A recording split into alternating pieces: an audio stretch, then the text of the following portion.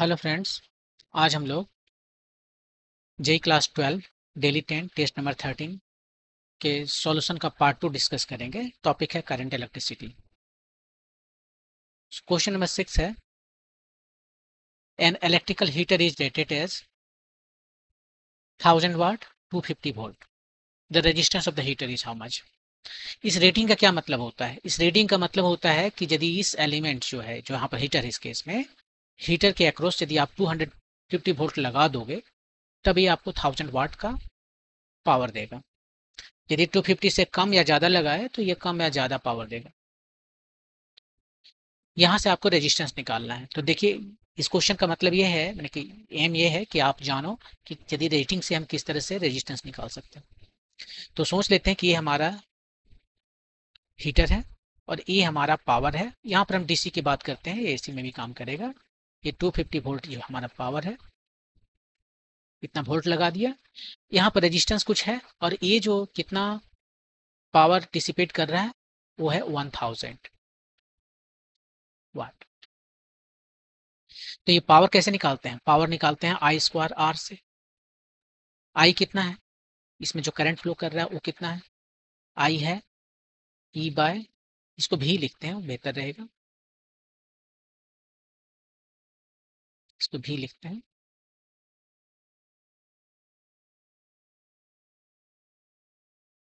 ये हो गया भी बाय आर का होल स्क्वायर आर। तो आ गया आपका भी स्क्वायर बाय आर। और यहां से आप रेजिस्टेंस बता सकते हो भी स्क्वायर बाय, इस तरह से रेजिस्टेंस बता सकते हो। तो आपको जब भी अब रीडिंग कहीं मिले किसी भी एलिमेंट का, बल्ब हो, हीटर हो या कोई और इलेक्ट्रिकल अप्लायंसेस हो, तो आप उसके रेजिस्टेंस जो है यहाँ पर तुरंत निकाल सकते हैं रेटिंग को देख के। रेटिंग में जो वोल्टेज दिया हुआ है वो रेटिंग का वोल्टेज है, और ये पावर जो रेटिंग में पावर दिया हुआ है, तो वोल्टेज स्क्वायर बाय पावर, ये दोनों ही रेटिंग का हम ले लेंगे तो मेरा काम चल जाएगा। ठीक है, तो पावर यहाँ पर कितना है, वोल्टेज कितना है 250, उसका स्क्वायर करना है, और पावर है 1000। सो 250 टाइम्स 250 बाय 1000, 4 बार में ये चला गया तो आ गया 62.5, इतना ओमेगा। यही आपका आंसर है। तो देख लीजिए, यहाँ पर आपको ये याद रखना है कि रेटिंग जो भी है दिया हुआ है अप्लायंसेस का, रेटिंग से हम तुरंत रेजिस्टेंस निकाल सकते हैं। कैसे? रेटिंग का जो भी है और रेटिंग का जो पावर है, ये रेटिंग का है, ये भी रेटिंग का है, कहीं और नहीं देखेंगे। रेटिंग का जो वोल्टेज स्क्वायर है उसको डिवाइड कर देंगे रेटिंग के पावर से, तो हमें रेजिस्टेंस मिल जाएगा। ओके, मूव करते हैं नेक्स्ट क्वेश्चन पे। A cell of electromotive force E and internal resistance R is connected to an external resistance R. Okay.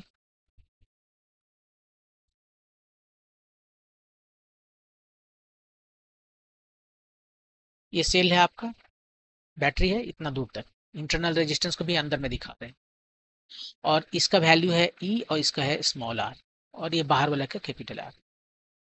ये बोल रहा है कि the terminal voltage of the cell is equal to external voltage across the resistor. ये जो terminal voltage है यहाँ पर ए बी के हैं, बैटरी के अंदर से यदि जा रहा है ए बी, तो ये कितना हो जाएगा? मान लीजिए इसमें से करंट जो जा रहा है वो आई है, तो इसके यहाँ जो वोल्टेज जो आ रहा है इसके अंदर में वो है ई। करंट किधर जा रहा है? हम जिधर जा रहे हैं उसका ऑपोजिट आई आर हुआ। या फिर यही जो वोल्टेज है हम इधर से मेजर करें, इधर से चल के, तो हम कह सकते हैं इसको आई आर। वही उसने बोला है कि भी टर्मिनल जो है, और ए बी जो है इसको हम टर्मिनल कह रहे हैं। बैटरी का दो टर्मिनल है, पॉजिटिव टर्मिनल और नेगेटिव टर्मिनल। ये पॉजिटिव टर्मिनल और नेगेटिव टर्मिनल के बीच में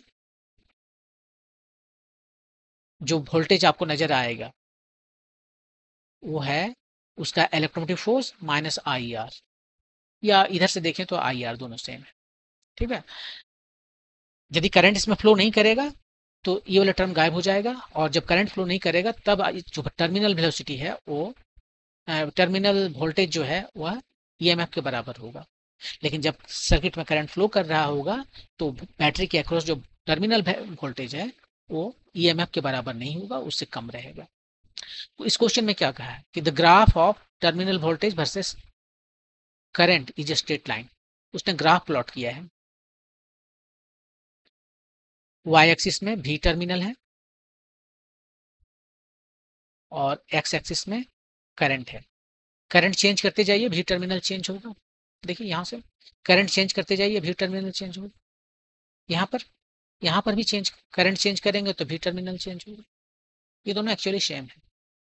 तो अब सवाल ये उठता है कि ये जो स्ट्रेट लाइन है, इसका स्ट्रेट लाइन का स्लोप क्या बताता है? स्लोप क्या देता है? EMF of the cell. तो यहीं से तो नजर तो आ जाएगा, राइट। या तो आप इसको प्लॉट करेंगे या इसको प्लॉट करेंगे। इसको नहीं प्लॉट करेंगे क्योंकि यहाँ पर करंट को जो हमें वैरी करना है, एक्स एक्सिस में क्या है? करंट है, ये देखिए। तो करंट को यदि हमें वैरी करना है तो हम करंट को वैरी कैसे करेंगे, चेंज कैसे करेंगे? बैटरी को हमें चेंज नहीं करना है क्योंकि हमें ये जो बैटरी दिया गया है उसके अक्रॉस जो वोल्टेज है, टर्मिनल वोल्टेज, उसको प्लॉट कर रहे हैं। तो बैटरी चेंज नहीं करने वाले हैं। तो बैटरी नहीं चेंज करने वाले हैं और करंट को चेंज करना है, तो हमारे पास एक ही ऑप्शन है कि आर को वैरी करना है हमें। आर को वैरी करेंगे तो आई अपने आप वैरी हो जाएगा, राइट। तो हम आर को वैरी कर रहे हैं, जो आर को वैरी कर रहे हैं तो उसको निकालना क्या है? इसको प्लॉट नहीं करके इसको प्लॉट करेंगे।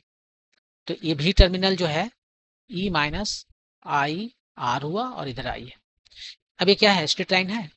देखिए क्या लिखा हुआ, y इजकल टू सी, ऐसे नहीं, इसको हम उलट के लिख देते हैं, माइनस आई आर प्लस ई। और इसको आप इससे कंपेयर कीजिए। स्ट्रेट लाइन का जो इक्वेशन है वो क्या है? एम एक्स प्लस सी। ये कांस्टेंट क्या है? ई। ये देखिए कांस्टेंट देगा ई, और इसका स्लोप क्या दिखाया? निगेटिव। ऐसे ये है आपका प्लॉट। और इसका जो स्लोप दे रहा है वो क्या दे रहा है? स्लोप एम जो है वो है minus R, right, minus R, minus R, यही है आपका स्लोप। तो आंसर ढूंढिए। ईएमएफ नहीं, ईएमएफ तो इंटरसेप्ट है, वाई इंटरसेप्ट है, तो ये तो गलत हो गया। Negative of internal resistance of the cell, ये माइनस आर का बात कर रहा है, यही बोले तो सही है। एक्सटर्नल रेजिस्टेंस ये भी नहीं होगा क्योंकि वो उसको तो कर ही नहीं सकते, वैरी नहीं कर रहा है। आप ये मत समझ लेना कि यहाँ पर जो है सो इसको देख के भी टर्मिनल इधर कर देंगे और इधर आई कर देंगे और ये देखिए हमारा आई आर हो गया। यहाँ पर क्या है कि आर को बार बार चेंज करना पड़ रहा है आपको। आप आर को चेंज कर रहे हो तभी आई चेंज हो रहा है। तो आर कहाँ से निकालोगे? भी इक्वल टू आई आर जो है सो ये गलत हो जाएगा। Equivalent resistance of the circuit नहीं, वो भी नहीं। तो सही आंसर आपका ये। ओके, मूव करते हैं नेक्स्ट क्वेश्चन पे। ये क्वेश्चन क्या है? ये क्वेश्चन है कि एक cube is made of 12 identical wires. Cube में कितने एजेस होते हैं, कितने साइड्स होते हैं? 12। साइड्स नहीं, एजेस का मैं बात कर रहा हूँ। वो 12 होते हैं, फेस की बात नहीं कर रहा हूँ। 6 फेसेस होते हैं। सबका रेजिस्टेंस 6 ओम है। The effective resistance between two diagonally opposite vertices is R E Q, उसका वैल्यू बताना है। ये देखिए आपको हम बनाते हैं एक क्यूब। क्यूब में देखिए कितने साइड्स या एज आप उसको कहोगे, काउंट कर लो। वो 12 है। 1 2 3 4 5 6 7 8 9 10 11 12, सब मिलाकर 12 है। अब ये जो बॉडी डायगोनल इसका है, एक ए ले लीजिए और एक ए ले लीजिए, एकदम बॉडी डायगोनल। इसका नाम दे देते हैं A B C D E F G H. ये आपका सारे कॉर्नर्स हैं। तो यहाँ पर हमें जो इक्विवेलेंट रेजिस्टेंस बताना है वो आर और ए एफ के बीच में बताना है क्या होगा। ये जितने भी वायर्स हैं उसका रेजिस्टेंस सबका सेम है, आर। तो ये कितना होगा? देखिए ये मैं भी आपको बता देता हूँ कि कैसे निकालना है, लेकिन आपको इसके लिए याद रखना है अच्छी तरह से कि ये कितना होता है। ये ज़्यादा याद रखना डिफिकल्ट नहीं है। इस केस में आर जो है इसको बॉडी डायगोनल कहते हैं, बी डी बॉडी डायगोनल। वो ई होता है आपका 10/12 आर। क्यों 5/6 नहीं लिखे? हम कुछ वजह से नहीं लिखे हैं, देखिए अभी क्लियर होगा। बॉडी डायगोनल के बाद में आएगा फेस डायगोनल। एसी देख रहे हैं, एसी कोई भी फेस का डायगोनल, फेस डायगोनल, वो इसमें से एक कम हो जाएगा। और उसके बाद जो है आएगा ए एज। इसको क्या बोले, कौन डायगोनल बोले, कोई डायगोनल नहीं बोल सकते, इसको कॉर्नर बोले। एज जो है जैसे कि ए और बी के बीच में, वो कितना आ जाएगा, वो एक कम नहीं होगा, 10 में से 9 वन गया, 9 आया, 9 से एक कम, 8 नहीं लिखेंगे, 2 कम कर देंगे। ये आपको याद रखना है। ये अभी इसके केस में क्या आएगा, 10/12 यार। यदि फेस डायगोनल देखेंगे तो 9/12, और एक कॉर्नर देखेंगे 7/12, बस यही याद रखना कि 10 9 और 8 नहीं 7। तो यहाँ से आपको आंसर अभी बता देते हैं क्या आता है आंसर, लेकिन उसको हम डिराइव करके भी दिखाएंगे। ये कितना है, 10/12 आर। आर का वैल्यू दिया है 6, तो ए हो गया 5 ओम। आपका आंसर हो गया 5 ओम।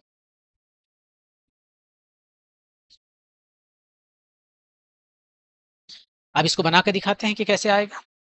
तो देखिए, इसको यदि बनाने के दो तरीके हैं। पहले तरीका ये है कि डंकी मेथड आप यूज कीजिए। आप यहाँ से कहिए कि ठीक है भाई, मैं एक बैटरी यहाँ पर लगा देता हूँ ये दोनों इंड के बीच में, और मैं उसके बाद में करंट इसको डिस्ट्रीब्यूट करके किरचॉफ लॉ लगाऊंगा, और उसके बाद बहुत सारे इक्वेशंस आएंगे, सबको सॉल्व करूंगा, और ये जो बैटरी यहाँ पर है ई, इसको इसको हम जो रिप्लेस कर देंगे ऐसे ना, एक हम इक्विवेलेंट रेजिस्टेंस चाहिए, वही बैटरी लगा दिए हैं यहाँ पर, आर इक्विवेलेंट। सेम करंट आना चाहिए, जितना करंट यहाँ पर भी है वही करंट यहाँ से आएगा, ऐसे।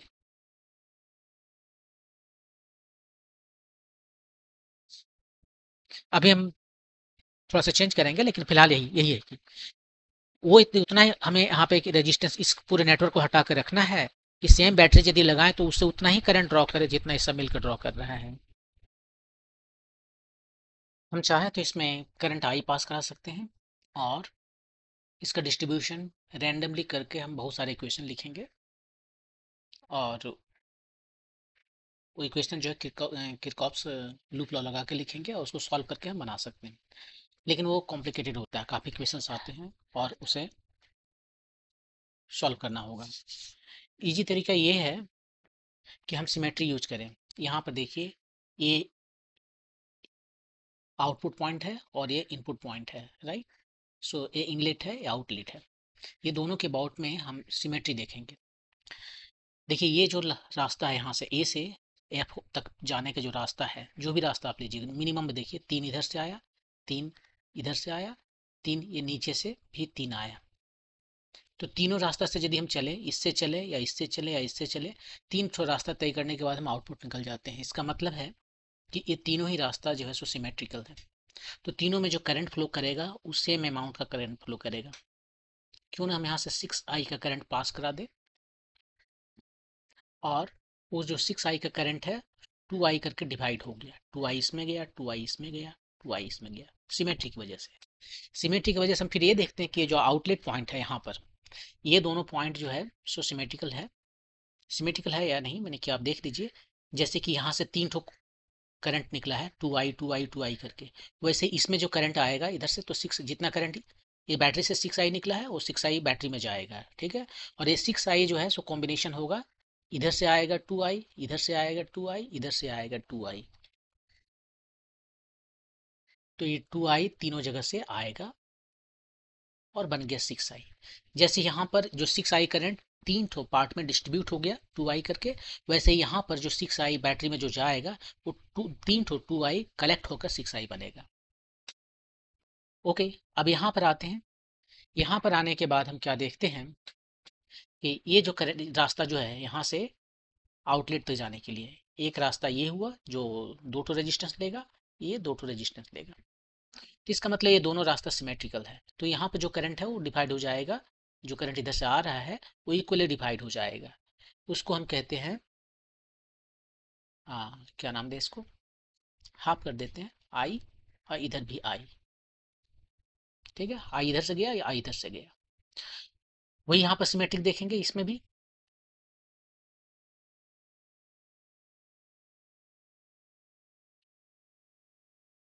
यहाँ पर भी जो 2I है सो ये आई इधर जाएगा और आई इधर जाएगा। ये 2I जो है यहाँ पर आया, ये भी आई उस तरह से निकल जाएगा, ठीक है। उसके बाद में हम क्या करेंगे, देखते हैं यहाँ पर आ गया करंट। देखिए ये करंट कितना आया, आई, इधर से आई, ये 2i बन गया, ये तो सही हो गया। इधर से आई मिलकर 2i बन गया, सही हो गया। इधर से आई और इधर से आई मिलकर 2i बन गया, सही हो गया। सर करंट का डिस्ट्रीब्यूशन कंप्लीट हो गया। तो यहाँ पर जो हमने करंट का डिस्ट्रीब्यूशन किया है वो सिमेट्री को बेस्ड रख कर किया है, सिमेट्री की बेसिस पर किया है। तो करंट जो डिस्ट्रीब्यूशन है वो हमने सिमेट्री को यूज करके किया है। इससे क्या है कि एक तो सिमेट्री में यूज करेंगे तो एक इक्वेशन कम होता है। अब हमारे पास देखिए यहाँ पर जो है सो हम लूप, ये वाला लूप लेते हैं जिससे होकर करंट बह रही है, कोई भी एक तो ले लेंगे, लूप वन, ये वाला लूप ले लेते हैं। बैटरी के साथ में है और एक जो भी रास्ता आपको लेना है, कोई भी रास्ता लेना है, सब एक ही इक्वेशन देगा आपको। तो ये इक्वेशन क्या हो जाएगा, यहाँ से हम चलना शुरू किए हैं, इधर से माइनस टू प्लस गए तो जो चेंज आया वो माइनस हुआ। Lower potential to higher potential गए हैं तो चेंज जो है सो फाइनल माइनस लोअर होता है, जो माइनस आया। प्लस ये रास्ता लेते हैं, यहाँ पर कितना पोटेंशियल ड्रॉप हुआ, 2i करंट है और हर एक जो एज है उसका रेजिस्टेंस r है, तो करंट टाइम्स रेजिस्टेंस r इतना हुआ। इसमें गए, यहाँ पर 1i है, इसमें गए, यहाँ पर 2i है, सब मिला के किरचॉफ लूप लॉ से ये जीरो होता है। जो पोटेंशियल ड्रॉप किसी भी क्लोज लूप में है वो जीरो होता है, तो यहाँ पर इतना आ गया। तो ये कितना आया, माइनस ई प्लस ये 22415 5IR टू जीरो। और इस तरह से आई जो है सो आपको मिल गया E/5R। आई करंट निकल गया। तो इक्विवेलेंट रेजिस्टेंस कैसे निकालेंगे, इक्विवेलेंट रेजिस्टेंस निकालना है तो हमने क्या कहा कि जो बैटरी हमने लगाया है वही बैटरी अब भी लगना चाहिए, और जितना करंट इससे निकल रहा है उतना यहाँ से भी निकलना चाहिए, 6i, यही है। और आई का वैल्यू रख दीजिए 6, आई के वैल्यू है 5, 5 नहीं है, E/5R, ये 5 है। और इसका फाइनली जो है आया आपको 5/6R, जिसको हम कहते हैं 10/12R, ये आपको मिल गया। तो ये तो हो गया आपका यदि बॉडी डायगोनल के अबाउट क्या इक्विवेलेंट रेजिस्टेंस है। नेक्स्ट देखते हैं फेस डायगोनल को। फेस डायगोनल जो है उसको देखेंगे। पहले फिगर बना लेते हैं।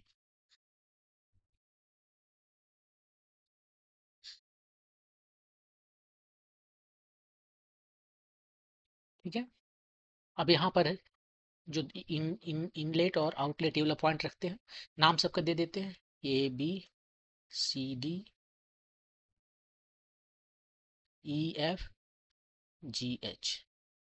अब जो हमें निकालना है इक्विवेलेंट रेजिस्टेंस वो ए और सी के बीच में निकालना है, यही हमारा इक्विवेलेंट रेजिस्टेंस है। और ये कितना आना है, इसको आना है, वो 10 था, एक कम होगा 9/12R आना है, यही प्रूव करना है मुझे। यहाँ से हम एक बैटरी लगा दिए जिसका EMF E है, ये दोनों इनलेट और आउटलेट से। ये यहाँ से कितना करंट दें, कुछ करंट देंगे, कितना करंट दें यहाँ से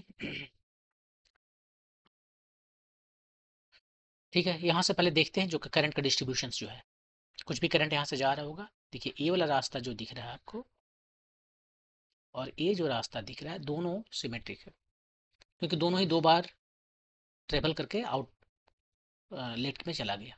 लेकिन ये अलग है, इसको 2 बार में नहीं जा सकता, इसको 3 बार 4 बार ऐसे लगना पड़ेगा, 4 बार लगना पड़ेगा। तो ये अलग है, ये दोनों सेम है, तो ये दोनों में हम सेम करंट पास करते हैं। मान लेते हैं ये करंट हमारा I1 है, ये भी करंट हमारा I2 है, और इधर से मान लीजिए करंट हमारा I जा रहा है। तो जो बच गया करंट वो इसमें जाएगा, I-2I1। ये I2 नहीं लिखेंगे, दोनों में सेम करंट जाना है, I1। अब यहाँ पर देखिए ये जो इनलेट है, ठीक है, यहाँ पर जिस तरह से करंट का डिस्ट्रीब्यूशन हुआ है, जो आउटलेट है वहां पर भी करंट का डिस्ट्रीब्यूशन वैसा ही होगा। ये करंट को डिस्ट्रीब्यूट किया है, यहाँ पर करंट का कलेक्शन होगा।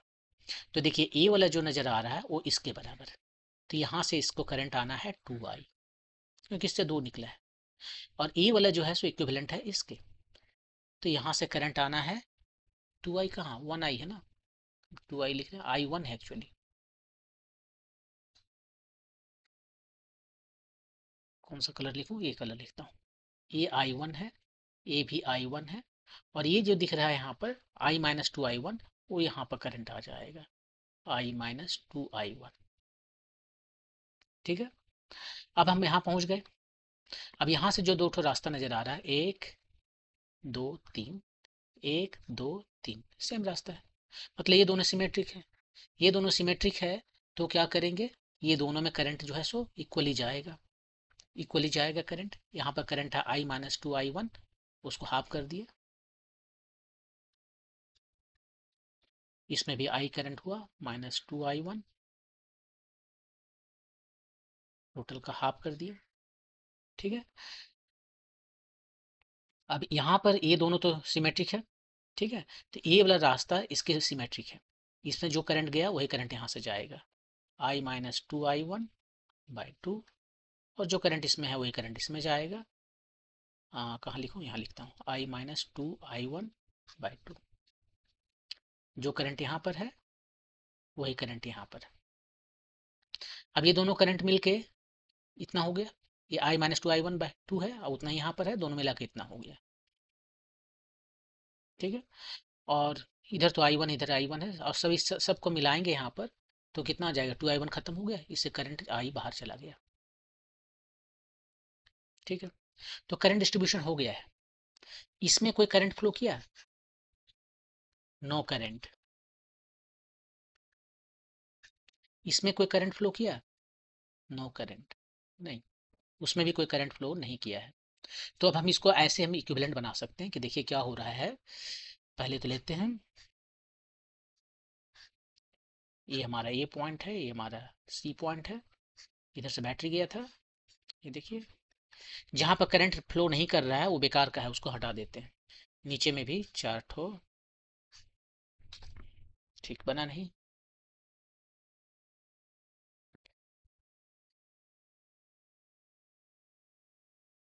ठीक है, इसमें करंट नहीं गया, लेकिन इसमें करंट गया था, और इसमें भी करंट गया था, बस इतना ही है। नहीं, इसमें करंट नहीं गया। ये जो करंट आया इधर से डिस्ट्रीब्यूट होकर निकल गया इधर, ये ए वाला केवल जो है सो ये है बस। अब देखिए यहाँ पर क्या है कि ये आर है, ये भी आर है, ये भी आर है, सीरीज पैरेलल कॉम्बिनेशन यूज करके हम अब बना सकते हैं कि इक्विवेलेंट रेजिस्टेंस कितना है। ये दो तो सीरीज में हो गया तो 2R हो गया, ये भी 2R हो गया, 2R पैरेलल 2R। नीचे में यहाँ पर आर आर सीरीज में है तो 2R हो गया, ये दोनों सीरीज में है तो 2R हो गया, और ये दोनों आपस में पैरेलल में है, 2R पैरेलल 2R। तो ऊपर में कितना हो गया, 2R पैरेलल 2R, वो आर होता है। यदि इक्विवेलेंट इक्वल रेजिस्टेंस पैरेलल में है तो उसका हाफ हो जाता है, तो ये आर हो गया। तो यहाँ पर ऊपर में एक रेजिस्टेंस आया आपका, ये हो गया आर, एक रेजिस्टेंस ये वाला है आर, और इधर जो है सो 1R हो गया, और ये वाला फिर एक रेजिस्टेंस है ये आर, ये वाला कितना हो गया 2R, और 2R का आर हो गया, इक्विवेलेंट आर हो गया। और ये हमारा ये पॉइंट है, ये हमारा सी पॉइंट है, ये हमारा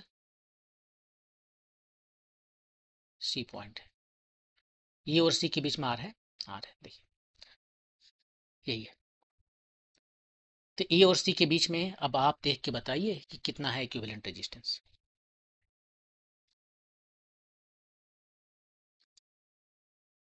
ए और सी के बीच में इक्विवेलेंट रेजिस्टेंस एक आर पैरेलल है, ये तीनों के साथ में, तीनों सीरीज में है ये, तो सीरीज का हो गया 3R। तो ये पैरेलल है, R times 3R, product by some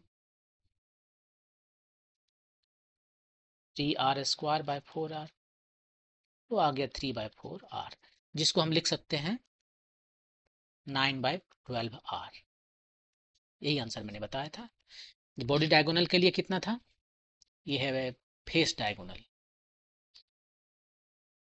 9/12, body diagonally 10/12 था। तो ऐसे इसको बना सकते हैं, इसमें किरचॉफ लॉ लगाने का भी जरूरत नहीं पड़ा। ओके, लास्ट वाला भी देख लेते हैं।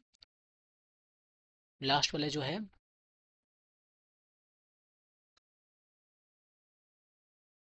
एक्रॉस एज इक्विवेलेंट रेजिस्टेंस जो है क्यूब का, एक्रॉस एज जो है वो देखेंगे। पहले फिगर बनाते हैं।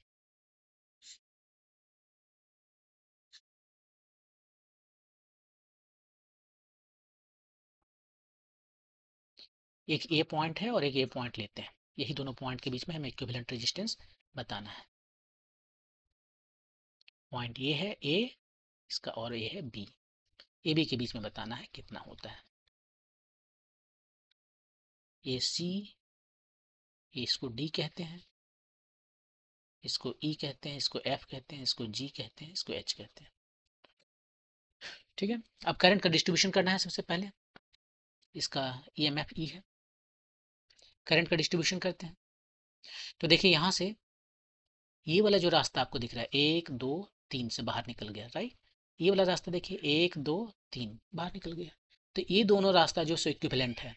तो इसमें कितना करंट गया, मान लीजिए I1 गया, इसमें कितना गया, I1 गया। जो बच गया वो इसमें गया। मान लीजिए यहाँ से करंट आई जा रहा है, बैटरी से निकला है, तो आई में से जो 2 ठो I1 तो निकल गया, वो यहाँ पर आ गया।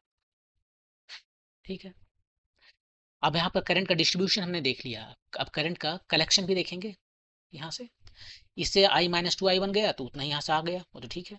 ये वाला जो दिख रहा है वो उसका ये है इक्विवेलेंट, ये वाला I1 गया था तो I1 आएगा, ये इधर से I1 गया था तो इधर से I1 आएगा, और सब मिला के ये देखिए आई हो गया करंट, वापस बैटरी में आई चला गया।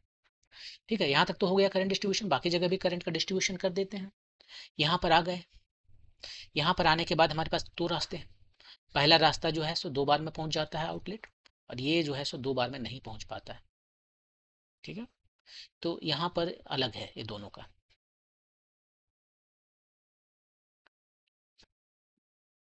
तो इसमें कुछ करंट हम पास कर देते हैं, मान लीजिए हम I2 पास कर देते हैं, और जो बच गया सो इधर से जाएगा I1 माइनस I2।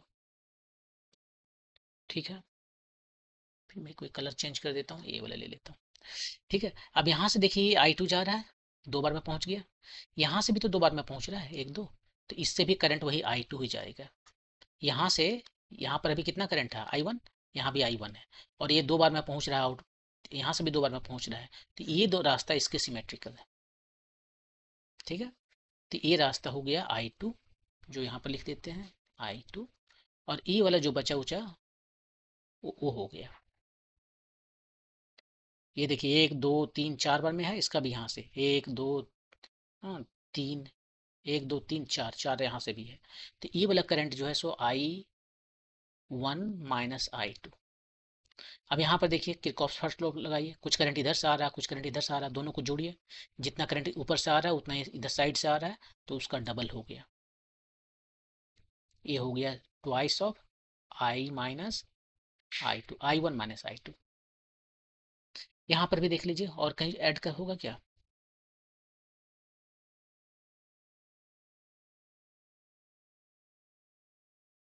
उसके बाद में इधर से I1 करंट आ गया। ठीक है, यहाँ पर ये वाला करंट जो है सो देखिए दोनों रास्ते फिर इक्विवेलेंट है, 2 बार में पहुंच जा रहा है आउटलेट, 1 2। तो यहाँ पर करंट जो है सो आधा आधा बढ़ जाएगा, जो भी करंट है उसका हाफ हाफ इधर हो जाएगा। I1 माइनस I2, यहाँ पर भी I1 माइनस I2। तो इस तरह से करंट का डिस्ट्रीब्यूशन हो गया। अब देखिए ये दोनों मिलके कितना हो रहा है, I1 माइनस I2, इधर 2, ये कितना है, ये I2 है, वो I2 खत्म हो गया, I1 2I1 हो गया, इसके साथ में मिलकर 2I1 खत्म हो गया, इतना आ गया।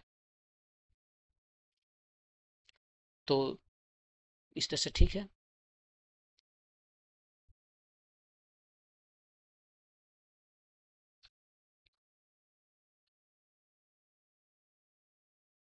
तो इस तरह से चार्ज का करंट का डिस्ट्रीब्यूशन हो गया। अब जो है सो हमें लूप लगाना है, तो लूप लगाते हैं एक तो। पहला लूप हम देखते हैं, ये पूरा वाला जो बैटरी है इधर से उसको देखते हैं लूप 1 में। आप कर सकते हो E इज इक्वल टू या सिंपली यहाँ से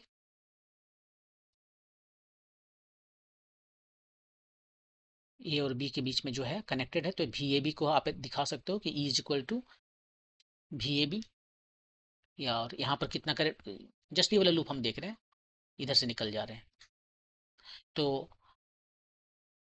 ई इज इक्वल टू हो जाएगा करंट, करंट कितना है 2 minus I one R, equation 1 हो गया। दूसरा लूप हम ऐसे देख सकते हैं कि हम इधर से ही जा रहे हैं, लेकिन अब हम ये वाला रास्ता लेंगे, लंबा वाला रास्ता, ये वाला लंबा वाला रास्ता, या फिर उसके पहले हम ये वाला रास्ता ले लेते हैं, ये वाला रास्ता लेते हैं। देखिए इधर से जाएंगे, इधर से जाएंगे, इधर से जाएंगे, इधर से निकल जाएंगे, ये वाला रास्ता, ये नंबर 2 रास्ता है, उसको लेते हैं। तो यहाँ पर जो है सो ई कितना हो जाएगा, आई वन आर, यहाँ पर भी आई टू आर, यहाँ पर कितना करंट है I one R equal to, बस इतना ही, ये माइनस आई है और इसको प्लस करेंगे तो इक्वल टू 0 करेंगे, तो यहाँ से आपको मिल गया 2i1 plus I2 R equal to E, equation number 2। तीसरा देखते हैं, तीसरा लंबा वाला लेंगे, 2 तो हो गया है, ये हो चुका है, ये हो चुका है, अब तीसरा यहाँ से चलेंगे, इस वाला रास्ते से चलेंगे, 1 2, ये तो हो चुका है, ये दोनों इक्विवेलेंट है, एक दोनों इक्विवेलेंट है, तो उसको नहीं लेने से कोई फायदा नहीं, सेम इक्वेशन आएगा, तो अब यहाँ से लेके चलना होगा। तो हम अब रास्ता जो चल रहे हैं वो ये वाला है हमारा, ये रास्ता है, इधर से चलेंगे, इधर से इधर से इधर से इधर से इधर, ये रास्ता नंबर 3 जो है उसमें। तो ये लंबा है, थोड़ा ज़्यादा लिखना होगा, सबको लिखते हैं। ये लूप 2 हो गया था, अब लूप 3 चल रहे हैं, माइनस ई प्लस, कहाँ से स्टार्ट किए, इसमें, इसमें कितना करंट जा रहा, इसमें करंट जा रहा आई वन आर, इसमें जा रहे हैं, इसमें कितना करंट जा रहा है I one minus I two R, इसमें कितना करंट जा रहा है twice of I one minus I two, twice of I one minus I two R, यहाँ तक पहुँच गए।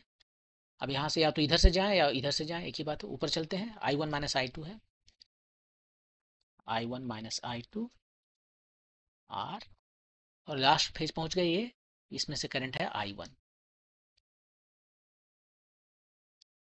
Equal to 0। ये कौन सा इक्वेशन आपको दिया, इक्वल टू, काउंट कर लीजिए, आई वन कितना है 1 2 2 4 5 6, 6 आई वन, और आई टू कितना है 1 2 3, 3 आई टू आर।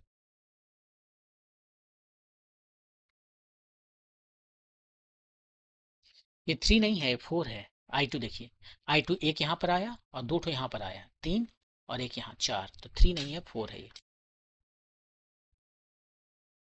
अब बस इन्हीं चारों इक्वेशन, 3 इक्वेशन को आप सॉल्व कीजिए, आपका वैल्यू आई वन और आई टू निकल जाएगा। और यहाँ पे इक्विवेलेंट रेजिस्टेंस कैसे देंगे, एक इक्विवेलेंट रेजिस्टेंस है, सेम बैटरी लगा दिए, सेम करंट ड्रॉ करना चाहिए, कितना करंट ड्रॉ कर रहा आई का वैल्यू मैंने सिंपली निकालना है और कुछ नहीं, आई का वैल्यू निकल जाएगा तो हमारा इक्विवेलेंट रेजिस्टेंस निकल जाएगा।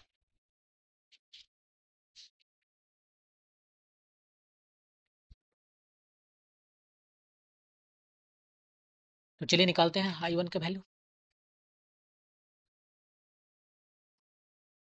सेकंड और थर्ड्स को इक्वेट कीजिए,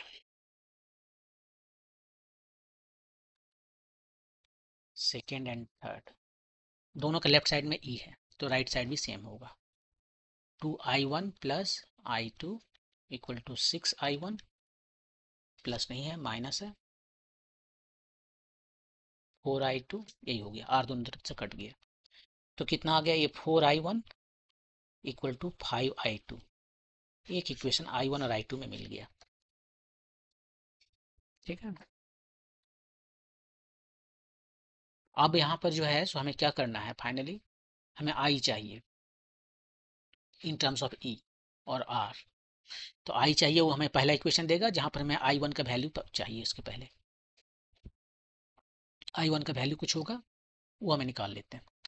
तो देखिए यहाँ पर इक्वेशन टू में ही देखिए, आई टू तो हमें पता चल चुका है आई वन के टर्म में, और ई आर के टर्म में आई वन निकल जाएगा, जिसको वन में सब्सटीट्यूट करेंगे और मेरा काम हो जाएगा। तो फिर हम इक्वेशन नंबर टू से देखते हैं क्या है। Equation number two, E is equal to 2i1 plus I2R, इतना है। यहाँ पर I2 के जगह वैल्यू रख देंगे I1 के टर्म में, 4/5 I1, 14/5 I1R। तो यहाँ से I1 का वैल्यू हमें पता चल गया कि 5e/14R, ये I1 के वैल्यू पता चल गया। इस I1 के वैल्यू को हम सब्स्टिट्यूट कर देते हैं वन में, तो हमें I के वैल्यू पता चल जाएगा।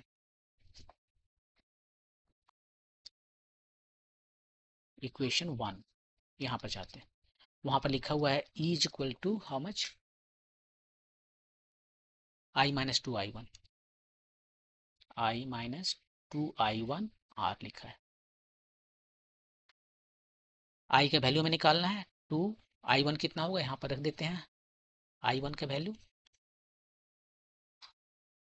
ये रहा, और ये टोटल का R हो गया।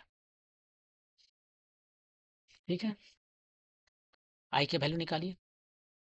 IR इज इक्वल टू कितना आया, ये आया E, उधर जाकर 2 हो गया, तो ये हो गया 5e/7,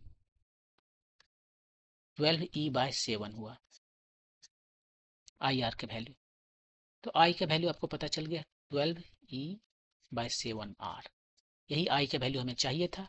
अब यहाँ से इक्विवेलेंट रेजिस्टेंस निकाल सकते हैं, E/I, देख लीजिए यहाँ पर ये इक्विवेलेंट रेजिस्टेंस है, कितना है E/I, यही है इक्विवेलेंट रेजिस्टेंस। I का वैल्यू जो है सो लिख देते हैं यहाँ से 12e/7R, कितना आ गया है E टाइम्स 7R/12e, और इस तरह से फाइनली R इक्विवेलेंट है। R equivalent is equal to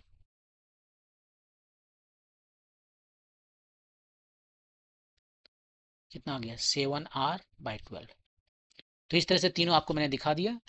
ये जो है एज अक्रॉस एज है 7R/12, फेस डायगोनल जो होगा तो 7 से 2 ज़्यादा 9R/12, और यदि बॉडी डायगोनल है तो 1 मोर 10R/12।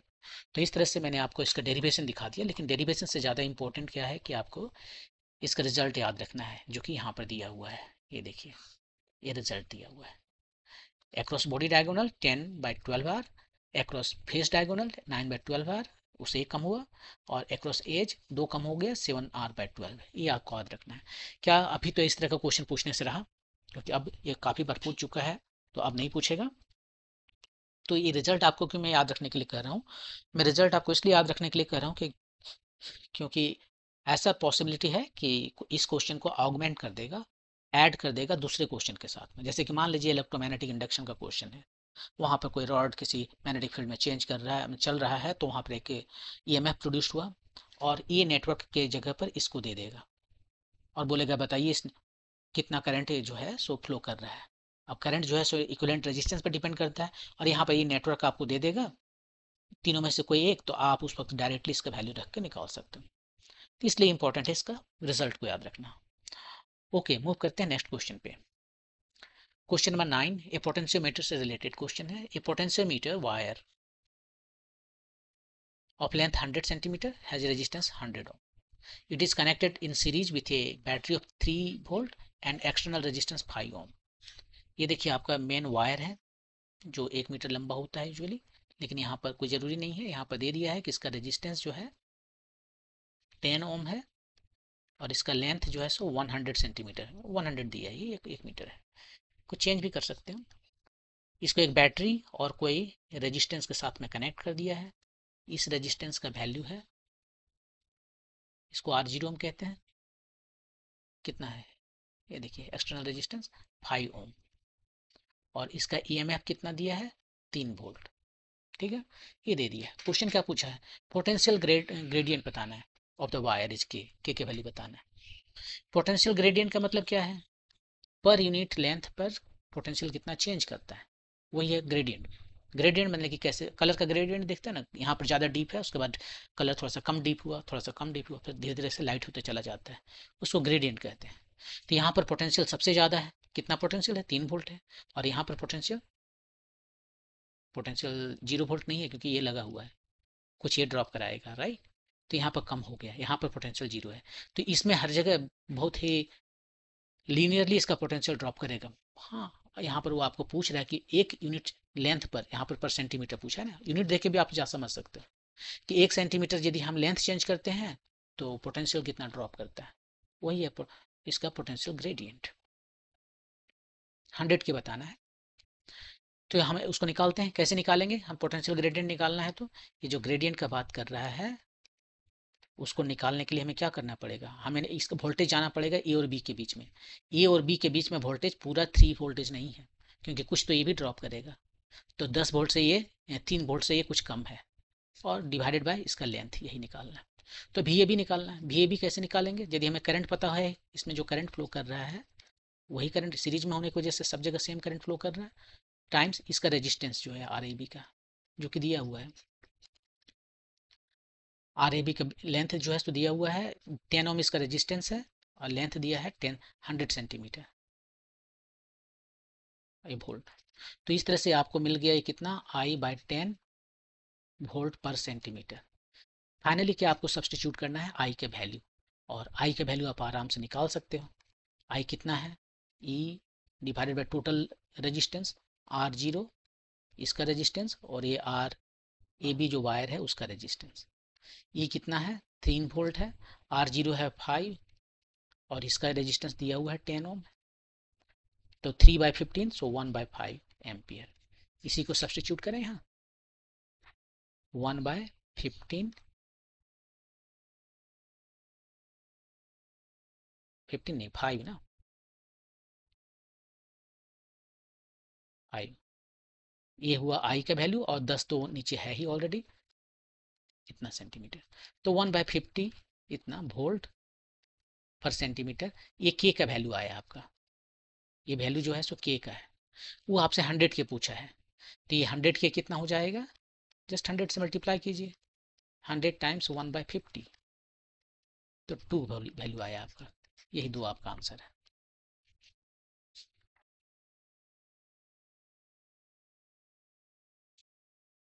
ओके, तो ये क्वेश्चन बन गया, हम मूव करते हैं नेक्स्ट क्वेश्चन पे। लास्ट क्वेश्चन है, क्या है question, in A circuit 3 registers 3 ohm 4 ohm and 5 ohm are connected in series। 3 4 5 series. ये voltage of 12 volt is applied across the combination. Battery ही लगा देते हैं। यदि इस बैटरी का इंटरनल रेजिस्टेंस 0 है तो इसके अक्रॉस जो टर्मिनल जो वोल्टेज है वो कितना होगा, वही होगा जो इसका ईएमएफ है। यहाँ पर हम जो बैटरी लगा रहे हैं उसका इंटरनल रेजिस्टेंस 0 है, और ई 12 वोल्ट लगा दिए। ठीक है, 3 ओम 4 ओम और 5 ओम निकालना, क्या करंट। ये तो कोई क्वेश्चन नहीं हुआ, ये तो बहुत इजी क्वेश्चन है, ये तो क्लास 8 9 में पूछा जाता है क्वेश्चन। ओम्स लॉ लगाओ और इसका बेकार में को मैंने पूछ दिया है question. I is equal to E by ये सब का जो रेजिस्टेंस है उसका सम आर आई, ये है 12 वोल्ट, और इसका सम निकालिए 3 + 4 7 + 5 12, तो 1 एम्पियर। यही आंसर हो गया। तो ये क्वेश्चन तो कोई क्वेश्चन नहीं हुआ।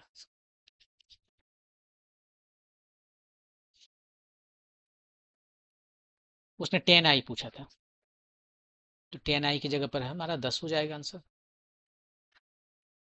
10 टाइम्स 1 इक्वल टू 10, यही आपका आंसर हो गया। 1 एम्पियर का करंट दौड़ रहा है, 10 आई 10 आया, 10 आई 10 एम्पियर हो गया। तो ये था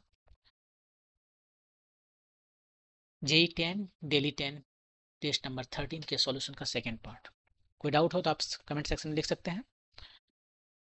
नेक्स्ट वीडियो में हम लोग JEE 12 दिल्ली 10 टेस्ट नंबर 14 के सॉल्यूशन को डिस्कस करेंगे। Thank you.